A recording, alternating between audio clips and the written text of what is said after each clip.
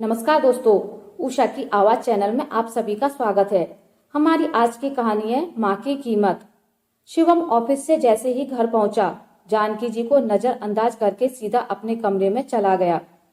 जानकी जी तो बेचारी कब से उसी का इंतजार कर रही थी, मगर शिवम को तो माँ के पास रुकने की तो छोड़ो, उनको देखने तक की फुर्सत नहीं थी।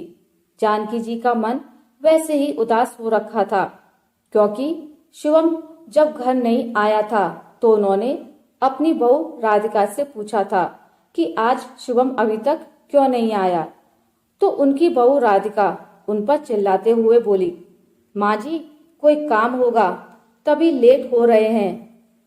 हर कोई आपके जैसे निठल्लों की तरह तो नहीं बैठ सकता ना। और मुंह बनाकर अपने कमरे में चली गई थी। वैसे भी राधिका जानकी जी को अब हर बात का जवाब पूरी तरह ही देती थी, मगर बहू तो बहू, अब बेटा भी जानकी जी से कहाँ सीधे मुंह बात करता था। जानकी जी अपने बेटे के लिए अदरक इलायची वाली चाय बनाने लगी। रोज तो शिवम चाय लेने खुद ही रसोई में आ जाता था, मगर थोड़ी देर राह देखने के बाद जब शिवम रसोई में नहीं आया तो जानकी जी चाय लेकर बेटे के कमरे में चली गई। माँ को अपने कमरे में देखते ही शिवम के तन बदन में आग लग गई और वह गुस्सा होते हुए बोला, आपसे कितनी बार कहा है कि आप मेरे कमरे में मत आया कीजिए। अरे ऑफिस से आने के बाद तो शांति दीजिए। और यह क्या, आज भी लगता है ढंग से नहीं नहाई हो आप। कितनी बार कहा है रगड़ रगड़ कर नहाया करो। कपड़े भी कितने गंदे हैं आपके। जब भी कमरे में आती हो एक अजीब सी बदबू छोड़ जाती हो। हर बार कमरे में रूम फ्रेशनर छिड़कना पड़ता है। कौन कहता है आपको मेरे लिए चाय बनाने को। राधिका मेरा सब काम कर तो देती है ना। और आपको इतनी भी अक्ल नहीं है, यूं मुंह उठाकर किसी के कमरे में नहीं आते। जानकी जी बोली, बेटा मैं तो तुम्हारे लिए चाय लेकर आई थी। अच्छा ठीक है, चाय रख दीजिए और जल्दी से मेरे कमरे से बाहर जाइए। बेटे की बात सुनकर जानकी जी की आंखों में आंसू आ गए। इतने में बेटा फिर से बोला, अब खड़े खड़े मुझे घूर क्यों रही हो। अब क्या हमारे कमरे में बसने का ही इरादा है आपका। जाइए यहाँ से। जानकी जी कमरे से बाहर जा ही रही थी कि उनके कानों में राधिका की आवाज पड़ी, शिवम तुम्हारे लिए चाय मैं ही बनाने वाली थी, मगर आज दिन भर अपनी सहेलियों के संग किटी पार्टी में डांस करते हुए मेरा तो पूरा बदन टूट रहा है। मुझसे तो अब कोई काम नहीं होगा। राधिका शिवम के गले में हाथ डालते हुए बोली। माँ के सामने ही दोनों ने सारी शर्म लिहाज आज बेच खाई थी। तभी राधिका बोली, तुम्हें तो गर्म गर्म चाय नसीब हुई शिवम। मैं भी इतनी थककर आई हूँ, मगर मुझे तुम्हारी माँ ने चाय तो क्या पानी भी नहीं पूछा। शिवम बोला, रुको अब भी तुम्हारे लिए चाय बनवा देता हूँ। और फिर अपनी माँ से बोला, आपकी बहू कितनी थकी हुई आई है पार्टी से, जाकर इसके लिए गर्मा गर्म कड़क मसालेदार चाय लेकर आइए। और थोड़ी देर बाद अपनी बहू का सर दबा दीजिएगा। तभी अचानक से गाल पर पड़े चटाक की आवाज से दोनों बहू बेटों के पैरों तले जमीन खिसक गई। माँ आपकी हिम्मत कैसे हुई हमें थप्पड़ मारने की। इतने में एक और जोरदार तमाचा शिवम के गाल पर पड़ा। बस बहुत हुआ तुम लोगों का, शर्म नहीं आती अपनी माँ का अपमान करते हुए। अरे कम से कम मेरी उम्र का लिहाज कर लेते। जानकी जी ने कहा, सासू माँ अपनी हद में रहिए, स्टूपिड वुमन। राधिका के इतना बोलते ही उन्होंने एक और जोरदार तमाचा अपनी बहू के गाल पर भी जड़ दिया। अच्छे से जानती हूँ बहू तुम्हें, निहायत ही बदतमीज और बदचलन औरत हो तुम। 4 अक्षर क्या पढ़ लिए, अपनी सारी सभ्यता संस्कृति भूल गई हो। अभी 4 झापड़ और लगाऊंगी ना तो सारी अंग्रेजी निकलकर बाहर आ जाएगी, समझी तुम भूल रही हो बहू, मैं इस घर की मालकिन और तुम्हारी सास हूँ। और बेटा तुम, वह तो बहू है, लेकिन क्या तुम पत्नी के प्रेम में इतने अंधे हो गए कि अपनी माँ के दर्द का रत्ती भर भी एहसास नहीं होता। और तुमने क्या कहा था आज, माँ के हाथों की चाय पीने से तुम्हें इन्फेक्शन हो जाएगा, सिर्फ इसलिए कि बुढ़ापे में मुझे सर्दी खांसी रहती है, लेकिन मैंने तो कभी बचपन में खुद से तुम्हें कभी दूर नहीं किया, जब तुम्हें आए दिन बुखार, टाइफाइड, दस्त, उल्टी, चिकनगुनिया और ना जाने क्या क्या बीमारी लगी रहती थी। तो मैंने तो कभी तुमको अपने आंचल से उतरने तक नहीं दिया। तुम लोग अपने आप को पढ़े लिखे कहते हो।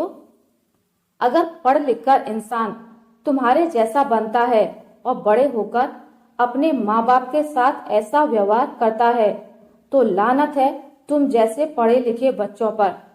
इससे अच्छा तो फिर अनपढ़ ही ठीक है। कम से कम वह अपनी सभ्यता संस्कृति तो नहीं भूलता है। क्या इसी दिन के लिए तुम्हें पाल पोस कर दुनिया में अकेले लड़कर तुम्हें इस काबिल बनाया था कि तुम बुढ़ापे में अपनी माँ के आत्मसम्मान को तार तार करो? क्या कुछ नहीं किया मैंने तुम्हारे लिए, लेकिन आज तुमने अपनी पत्नी के आगे एक माँ के सम्मान को मिट्टी में मिला दिया। अब मैं तुम लोगों की एक भी नहीं सुनने वाली। तुम लोगों को क्या करना है यह भी मैं अच्छे से जानती हूँ। दोनों बेटे बहू माँ का यह रूप देखकर सन्न से खड़े रह गए। उन्होंने कभी सोचा भी नहीं था कि अकेली माँ इतना साहस भी दिखा सकती है। इतना कहकर जानकी जी फूट फूट कर रोने लगी। भरी जवानी में जानकी जी विधवा हो गई थी। अकेले उन्होंने अपने बेटे को कैसे पाला पोसा और पढ़ा लिखा कर बड़ा किया, और उसकी शादी करके सोचा था कि बहू आएगी तो इतने सालों से जो अकेलापन और दर्द वह सहती आ रही है वह खत्म हो जाएगा। लेकिन यहाँ तो सब कुछ उल्टा ही था। धीरे धीरे बेटे बहू ने उनकी दुर्दशा करनी शुरू कर दी थी। यहाँ तक कि नहाने धोने और खाने पीने पर भी पाबंदी लगा दी थी। दरअसल 2 महीने पहले की बात है। जानकी जी की बहू राधिका ने अपने घर में किटी पार्टी रखी हुई थी। जानकी जी अपने घर के बाहर एक छोटी सी कोठरी में लेटी हुई आराम कर रही थी। कोठरी में नीचे लगे बिस्तर पर वह लेटी थी कि अंदर 2 आदमी आते हैं और टेबल पर चढ़कर ट्यूबलाइट खोलने लगते हैं। जानकी जी हड़बड़ाकर उठ बैठती हैं और उनसे पूछती हैं, यह सब क्या हो रहा है? तो उन दोनों आदमियों ने कहा, माँ जी, हमें इस कमरे की ट्यूबलाइट खोलने के लिए भेजा गया है। उतने में राधिका भी उस कमरे में आ पहुंचती है और कहती है, अरे जल्दी खोलो ट्यूबलाइट, बाहर के कमरे में भी तो लगानी है। थोड़ी ही देर में मेहमान भी आने लगेंगे। जानकी जी ने अपनी बहू से कहा, बहू, यह लाइट खुलवाकर कहाँ ले जा रही हो? फिर यहाँ बिना लाइट के मैं कैसे रहूंगी? अभी थोड़ी ही देर में रात हो जाएगी और अंधेरे में मुझे कुछ नहीं दिखाई देगा। कम से कम कमरे में एक लाइट तो रहने दो। पहले से ही मेरा पलंग छीनकर मुझे नीचे सुलाते हो तुम लोग, जिससे मेरी गर्दन का दर्द बढ़ता ही चला जा रहा है। फिर तुमने इतनी गर्मी में पंखा भी निकलवा दिया और अब ऊपर से यह लाइट भी नहीं रहेगी तो मैं कैसे अंधेरे में सो पाऊंगी? राधिका गुस्से में बोली, बुढ़िया, तुझे यह छत और 3 समय का खाना बैठे बिठाए मिलता है, इसके लिए मेरा शुक्र मना। बिस्तर और लाइट पंखा चाहिए महारानी को। पता भी है कितना बिल आता है? तुम्हें क्या पता होगा? दिन भर पड़े रहना और चरना, इसके अलावा और काम ही क्या करती हो तुम? जानकी जी बेचारी कुछ कहने की हिम्मत ही नहीं जुटा पाई और फिर से नीचे बिस्तर पर जाकर बैठ गई। थोड़ी देर बाद जानकी जी की नजर बाहर के कमरे में गई तो उन्होंने देखा बहू ने किटी पार्टी के लिए पूरे घर को सजवाया था। यहाँ घर के हर कोने को रंग बिरंगी रोशनी से सजाया जा रहा था। वहीं उनके खुद के कमरे में से एक छोटी सी लाइट भी हटा दी गई थी, जहाँ पूरे घर में रोशनी ही रोशनी थी। दूसरी तरफ जानकी जी के कमरे में एकदम अंधेरा। राधिका ने एक कुक को भी बुलाया था, जिससे राधिका बहस करते हुए कह रही थी, मैंने तुमसे कहा था तुम 2 लोग आना, फिर तुम अकेले क्यों आई हो? कुक राधिका से बोली, मैडम जी, अचानक से मेरी सहायक बीमार पड़ गई है तो मैंने किसी और से बात की है, वह अभी आती ही होगी। राधिका बोली, साल में एक बार मेरे घर किटी पार्टी का नंबर आता है, मुझे मेरी हर चीज परफेक्ट चाहिए। टोटल 20 लोग आने वाले हैं खाने पर। अगर तुम्हारा काम पसंद नहीं आया तो अगली बार मैं तुम्हें नहीं बुलाऊंगी और दूसरे लोगों को भी बता दूंगी कि यह कुक अच्छा खाना नहीं बनाती है। कुक बोली, मैडम जी, मैं अच्छा खाना बनाऊंगी, आप ऐसा मत करना। बस मैडम जी, मुझे एक और सहायिका की जरूरत पड़ेगी। मैंने जिस सहायिका को बुलाया है वह भी अब तक नहीं आई। जानकी जी को देखकर राधिका बोली, यह है तुम्हारी सहायिका। एक काम करो, तुम बाकी सारे काम इनसे करवा लेना। जानकी जी को देखकर कुक आश्चर्य से बोली, पर यह तो काफी बुजुर्ग है मैडम जी, क्या यह इतने सारे काम कर पाएंगी? अरे मैडम, कहाँ से ले आए आप इस बेचारी को? इतना काम कैसे करेगी? इतने बड़े बड़े पतीले यह कैसे धो पाएगी? कप कपाते हाथों से यह सब्जी कैसे काटेगी? इतने में राधिका बोली, तुम्हें इसकी चिंता करने की कोई जरूरत नहीं, तुम अपना काम करो और इससे इसका काम कराओ। यह कहकर राधिका वहां से चली गई। इधर कुक जानकी जी से बोली, अम्मा, तुम यहाँ बैठकर यह सारी गाजर काट दो। वहां सब्जियों के ढेर पड़े थे, जिसे दिखाकर कुक जानकी जी से पूछती है, काट लोगे ना अम्मा इतनी सब्जियां? अच्छा बताओ अम्मा, घर में और कोई नहीं है क्या तुम्हारे, जो तुम इस उम्र में भी यह काम करने आई हो? मानती हूँ कोई काम छोटा बड़ा नहीं होता, पर अपनी उम्र तो देखो, इस उम्र में इतना कठिन काम। अरे, यह उम्र तो तुम्हारे आराम करने की है। लगता है अम्मा कोई बहुत बड़ी मजबूरी ही रही होगी। मजबूरी इंसान से ना जाने क्या क्या करा देती है। तभी जानकी जी ने कहा, क्या करूं बेटा, जब किस्मत ही खराब हो तो उम्र को ही हार माननी पड़ती है। मुझे जो यहाँ छोड़कर गई है वह मेरी बहू है। जानकी जी के इतना कहते ही उस कुक ने कहा, क्या वह आपकी बहू है? मतलब तुम इस घर की मालकिन होकर नौकरानी का काम करती हो? पर क्यों अम्मा? बेटा, कहाँ की मालकिन? मैं एक बुढ़िया, जिस पर उसके बेटे बहू 2 वक्त की रोटी देकर मुझ पर बहुत बड़ा एहसान कर देते हैं। बेटा, माता पिता अपने बच्चों को बुढ़ापे की लाठी समझते हैं, पर यह कोई नहीं जान सकता कि वह लाठी आपको सहारा देगी या आपके ऊपर पड़ेगी। कुक जानकी जी की बातों को ध्यान से सुन रही थी। तभी जानकी जी ने कहा, चलो बेटा, अब मुझे क्या करना है यह बता दो। बूढ़ी हड्डियां हैं, थोड़ा धीरे धीरे काम करेंगी। उस पर अगर हम बातें करने लगेंगे तो और देरी हो जाएगी, जिससे तुम्हें थोड़ी फटकार मिलेगी, पर मुझे तो खाना ही मिलना बंद हो जाएगा। थोड़ी देर बाद मेहमानों का आना जाना शुरू हो गया। राधिका रसोई में आकर कहती है, सुन बुढ़िया, तुझे बाहर नहीं आना है किसी भी हाल में। मैंने सारे मेहमानों को कह दिया है कि मेरी सास हरिद्वार गंगा स्नान करने के लिए गई है, इसलिए गलती से भी अपना चेहरा मत दिखाना। बुढ़िया, बिल्कुल भी कमरे से बाहर मत आना, समझी? अब क्या था, इसके बाद पार्टी शुरू हो जाती है और इधर खाना बनकर तैयार हो गया था। पूरे दिन रसोई में बैठे बैठे जानकी जी की हालत खराब थी, ऊपर से उनसे काम भी करवाया जा रहा था। कुक तो फिर भी बाहर पंखे के नीचे बैठकर सुस्ताकर आती, पर जानकी जी को बाहर जाने की इजाजत नहीं थी।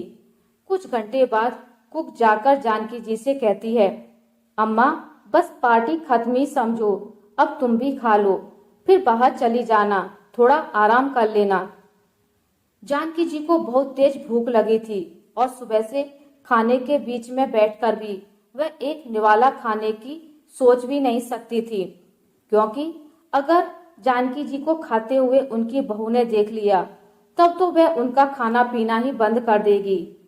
कुक के कहने पर बाहर जाकर वह आराम करे भी तो कैसे? रसोई में पसीने से तरबतर हो रही थी, ऊपर से उनके कमरे से लाइट पंखा भी हटा दिया गया था। जब किटी पार्टी में आए सारे मेहमान चले गए और राधिका रसोई में आई तो उसने कुक को पैसे दिए, तो कुक बोली, मैडम, बर्तनों को धोने के लिए एक साबुन दे दीजिए और थोड़े पैसे और दे दीजिए ताकि मैं सारे बर्तन धो दूं। राधिका बोली, तुम उसकी फिक्र मत करो, माँ जी बर्तन धो देंगी। बेचारी अम्मा इस उम्र में कैसे बर्तन धोएंगी? जहाँ पार्टी में इतने पैसे खर्च किए वहाँ थोड़े से और पैसे खर्च भी हो जाएंगे तो क्या हुआ? कुक के इतना बोलते ही राधिका बड़बड़ाती हुई कहती है, तुम्हें बड़ी पड़ी है इस बुढ़िया की। सुनो, अब तुम्हारे काम के पैसे तुम्हें मिल गए हैं ना, अब अपना रास्ता नापो। और तुम्हें इस बुढ़िया पर ज्यादा दया आ रही है तो इसको भी अपने साथ ले जाओ। कुक जानकी जी को एक दया की दृष्टि से देखती है और वहां से चली जाती है। जानकी जी अपनी बहू से बोली, बहू मुझे बहुत तेज भूख लगी है, पहले मुझे खाना खा लेने दो, फिर यह सारे बर्तन धो लूंगी। यह सुनते ही राधिका गुस्से भरे स्वर में बोली, यह सारा काम पहले खत्म करो फिर खाना खा लेना। मुझे पता है अगर पहले ही तुम्हें खाना मिल जाएगा तो तुम सुस्ता सुस्ता कर काम करोगी, इसलिए पहले काम खत्म करो। अब जानकी जी अपने आंसू रोक नहीं पाई। सुबह से काम किया और एक निवाला भी मुंह में नहीं डाला था, अंत में उन्हें मिला क्या? पूरा काम करने के बाद भी थोड़ा सा दाल और चावल। वह सोचने लगी कि आखिर क्या पाप किया था मैंने, जो यह दिन देखना पड़ रहा है। 56 तरह के पकवान बनवाए गए पर मिला क्या? दाल चावल। अब उसको ही खाकर भूख तो मिटानी पड़ेगी। खाना खाकर जानकी जी शिवम से बोली, शिवम मेरे कमरे में लाइट पंखा भी नहीं है, मुझे नींद नहीं आएगी। शिवम गुस्से में बोला, तंग आ गया हूँ तुम्हारे खर्चे उठाते उठाते, कहीं और चली जाओ, यहाँ इतनी ही दिक्कत है तो। अपने बेटे के मुंह से तीर के समान चुभने वाली बातें सुनकर जानकी जी से कुछ बोला ही नहीं गया और उनकी आंखों में आंसू झरझर बहने लगे। अब जानकी जी को इन सब चीजों की आदत हो गई थी। एक दिन जानकी जी बाहर सामान लाने गए थे।